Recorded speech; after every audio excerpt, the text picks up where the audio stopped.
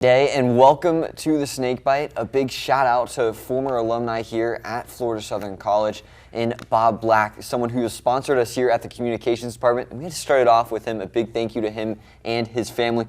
And we have a ton to cover this week. As you can see, we have front and back, 4 pages. Ignore a little bit of scribbles at the end there, but a lot to cover this week. Looking forward to it. There's only one true #1 in Division II lacrosse, even though it took the coach voters in the USI-LA poll an extra week to realize it. The Florida Southern women's lacrosse team is the top dog in all of Division II.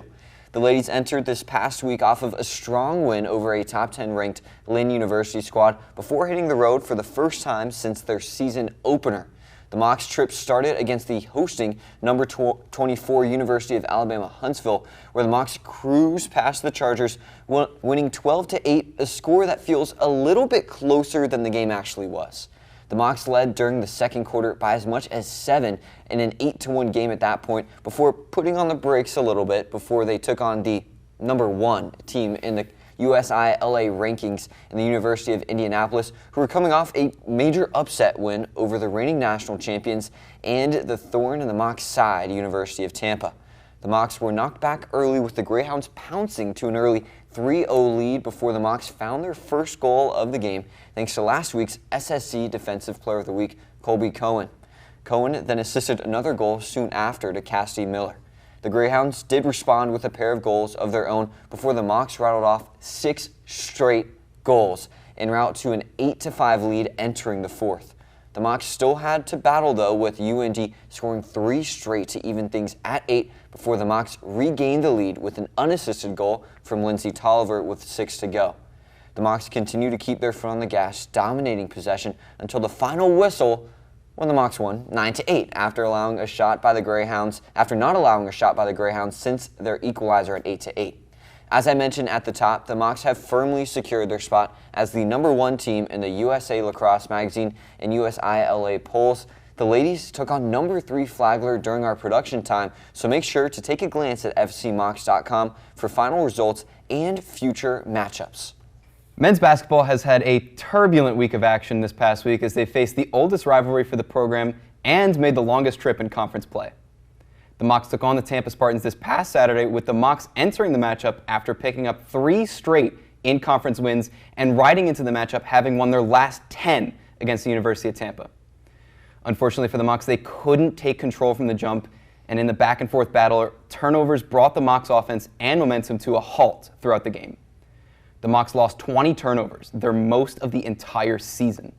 Khalil Ross picked up some tough makes to lead the team with 17 points, but the Tampa two-way attack proved to be too much in the 85-80 loss. The Mocs then looked to respond in the previously mentioned toughest road trip in the conference, as they had to venture down to Miami Gardens to take on a Barry team that won their previous 2 conference matchups. The Mocs started slow in the first couple of minutes before the game's narrative actually began. Back and forth, scrappy basketball. In this one, physicality wasn't an option, it was a must, and both sides entered the half and left games with a few bumps and bruises. Because of this physicality, both teams had 15+ free-throw attempts, with the Mocs making 23 of 25. Offense surely didn't come easy in this one either for either side, especially for the usually free-flowing Moccasin offense that had their fewest assists in a game in 2 years, and one day when the Mocs fell to Nova 93-63. The game went down a little bit differently, as Jasir Trimble was a major reason why. Trimble hit big shots to shift the tides in Miami Shores in the Mocs' favor and eventually sealed the game, going 2 for 2 to seal the 84-82 win. That win marks the first season sweep of Barry since the 2020-2021 season, and the Mocs will return to action tomorrow night for senior night against the #1 Nova Southeastern Sharks, and they'll be back during spring break as they'll host an SSC quarterfinal game on Tuesday. I hope you've been staying up to date with us on the Snakebite, because this women's basketball team is one for the ages. The Mocs have eclipsed 20 wins for the first time since the 2021-2022 season and have won 9 more games than last year for just the 3rd time in program history.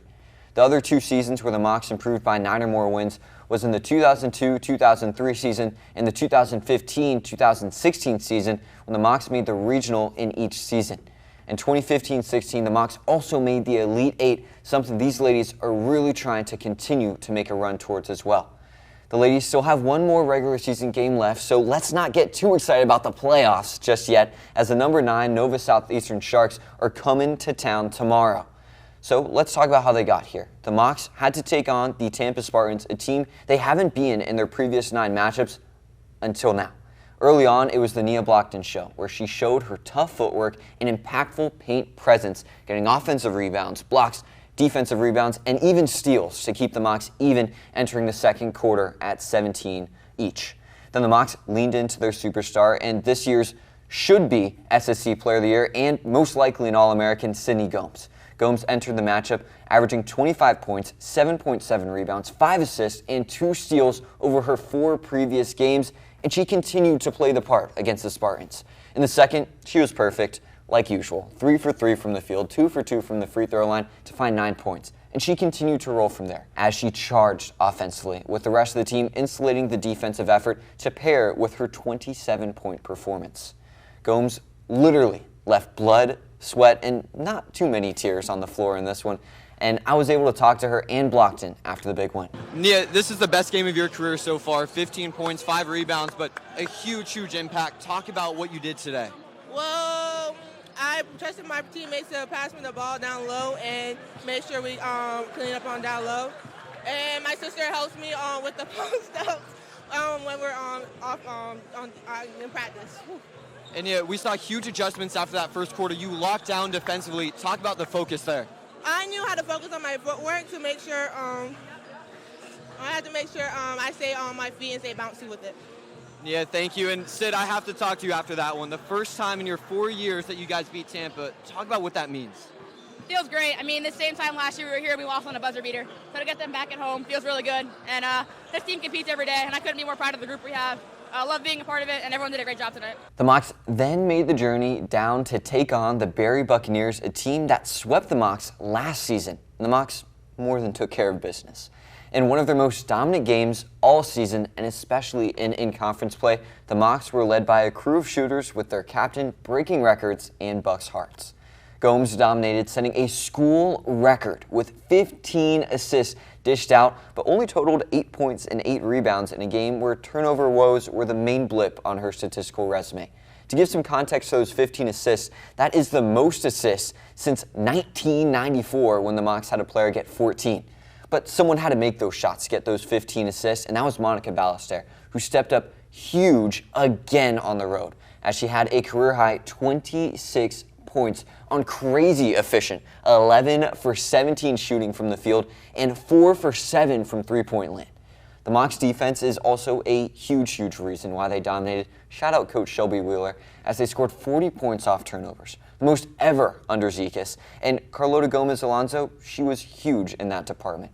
She was second on the team in steals with 4, only behind, I had to mention her again, Sydney Gomes, who had a career-high tying 6 steals in the game. Gomez Alonso and Lily Rangard both tallied 15-plus points, and Gianna Voss, the defensive lockdown player for the Mocs, found 11 as well. The matchup tomorrow against number 9 Nova will be what decides whether or not the Mocs have home court for the SSC tournament for the first time since the 2021-22 season. Oh yeah, and that's the last time they had 20 wins and made the regional. It's certainly all sunshine and rainbows for beach volleyball team with a serious emphasis on sunshine. They swept their 2 games against St. John's River Community College and Palm Beach State College amid 88-degree highs, in which the people up north would probably give just about anything to feel right now. Unbelievably, the Mocs didn't need a third set in any of their 5 matches. For those wondering, yes, that has happened before, in fact, multiple times in the last season. All 5 pairs played absolutely lights out and will now travel to St. Leo's Sand to be tested against the SSC rival Lions as well as the Barrie Buccaneers. In the Mocs' weekend trip to Winter Park, they didn't even have a chance to stop by Park Ave as the men's baseball team was swept by the Rollins College Stars in their conference opener. The momentum from the end of last week's series did not carry over and left the team with only things to learn from Friday's game and Saturday's doubleheader. Friday night, under the lights, is where the Mocs faced their first hardship with a 9-5 loss against the Tars, and Florida Southern wasted no time by gaining a 2-0 lead in the first game, but Rollins responded immediately with with a solo shot followed by a 3-run homer, taking a 4-2 lead in the first inning. The separation continued to grow in the 8th, with the Tars adding on an insurance 3 runs, making the score effectively 9-4. Second baseman Gavin Smith was able to bring the Mocs 1 run closer by hitting a solo home run, but it was too little too late. 9-5 was the final score. After Friday's defeat, Saturday's games proved to be no walk in the park either, as Rollins spared nothing for the Mocs. The Tars put pressure on early by scoring 3 runs in the second inning. Even though the Mocs pushed to close the gap, by the 5th inning, a Tars RBI single and sac fly put the nail in the coffin, and the Tars ran away by a score of 7-4. Rollins, they continued to remain unforgiving in the second game of the day, third game of the series, dealing yet another loss to the Mocs' weekend record. Rollins came to play another early lead, and despite an attempted rally in the 7th inning, the Mocs fell short and lost 5-2. They'll try to snap their 3-game losing streak at home against Florida Tech tonight and tomorrow, which will be a big series to see if the Mocs get right back on track. Mocs softball has suffered their 7th straight loss in their home opening series against Rollins College. The Mocs' closest affair was Friday's 6-3 loss, in which their 3-0 first-inning lead was slowly wrestled away between the 3rd and 5th inning. Gigi Polanco remains a standout name on the season with 5 hits in the series along with 2 runs. And to this point, she's batting .464 with an on-base percentage of 1.2, which is absolutely outstanding. Ella Torres was one of the batters who brought in Polanco in the first game, but she also posted 3 RBIs on her 7 at-bats. And also, impressively, she pitched 11 2/3 innings through the series this weekend, and I'd say that's a lot for a total of 20 innings. At the time of this filming, they're starting their series against Florida Tech Panthers, who they also play in a doubleheader tomorrow, starting at 1. Men's lacrosse returned to action this week, and they unfortunately returned to another ranked matchup. They've had one of the, if not the toughest strength of schedule so far in Division II men's lacrosse, as they've faced 5 ranked opponents, and that's how many losses they have on their record as well. In this one, the Mocs took on the number 20 team in the country, and Rockhurst, a team coming all the way from Missouri, who has had some pretty good wins and some pretty good matchups, including a close loss to the University of Tampa, last year's national runner-ups. The Mocs early on in this one, they found success with some great saves in goal, 5 saves in the first quarter of action for the first start for the Weber transfer. But after that, the Mocs had just 1 save for the entire rest of the second and third quarter. But before we get to that, let's talk about some of the things that went right. 2 goals, like I mentioned, that first quarter of action, before 4 more were rattled off going into half. But then the Hawks started to find some life over the final minutes of that first half, and they completely soared in the third. 5 unanswered goals for the Rockhurst Hawks in that one, and that's what made it untouchable for Florida Southern. They had some really good rallies in that fourth quarter, with Jake Chiz dominating early on in the game and stepping it back up again in the fourth. Maddox Walton was huge, as well as a number of others to help the Mocs get closer, but it was still a 13-9 loss. The Mocs will be hitting the road once more, but this time it won't be for a ranked opponent just yet, as they'll be taking on Adams State, a team that got demolished by Rockhurst earlier this season, 22-6. They'll be taking them on March 3rd, but right after that, they get to play Colorado Mesa, the number 11 team in the country, who also played Rockhurst earlier this year, and that one wasn't very close either. The Mocs have a chance to really spin this season around, but now is the time to get back on track. The number 14 men's tennis team fell to the receiving votes Rollins College last Thursday after traveling to Winter Park. The Tars completely swept the doubles play early in the day to secure their point in the matchup. Matthew Hewitt and SSC Men's Tennis Player of the Week, Bosko Boskovic, were the 2 Mocs to win their matches against Rollins, as the Mocs fell by a final score of 2-5. Next up, they traveled to face the number 15 team in the nation, the rival St. Leo Lions. The Mocs claimed the double point to get things started, giving them an early advantage. However, despite victories from Mario Garros and Mario Antonio Morales, the Mocs fell in a close contest 3-4.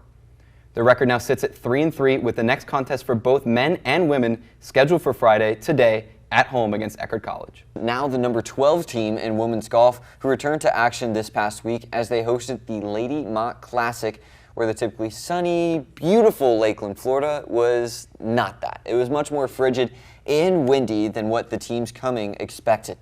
The Mocs had a rough start to the tournament, in part due to that weather, finishing the first day of the tournament plus 45 and tied for 7th place out of 15 teams.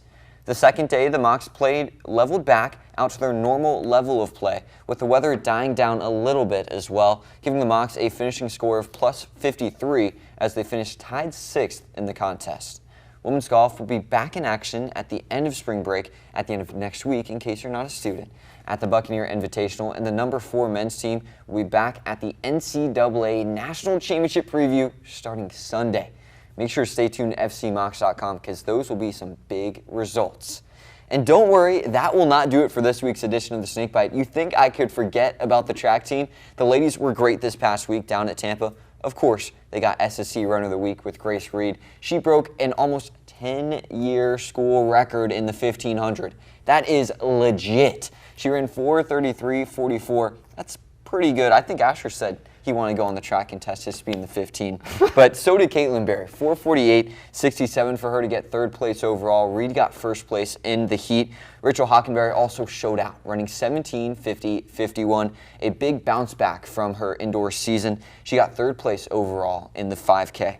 Then I can't leave out the men either. Anthony Matthew continues to be that guy. 151 in the 800, and for him, that's just a day. He placed 2nd overall, and he'll tell you he won that one as he got the 6th fastest time in program history. And then, of course, I have to give Cole his flowers. He finally joins the SSC Runner of the Week club. I don't know how I'm part of it, but Anthony Matthew is definitely part of it, and Cole more than earned it. He ran 14:35.7 for a big PR. Michael Topi was close behind him, running 14:38, with Eli Zupa a little bit behind them as well. They will be returning to action after a little bit when they'll be running close to home here at SEU. That will do it for this week's edition of the Snakebite. Thank you for tuning in, and can't wait to continue to talk to you some more about this hectic but exciting crossover season. Don't put me on the track. That's crazy.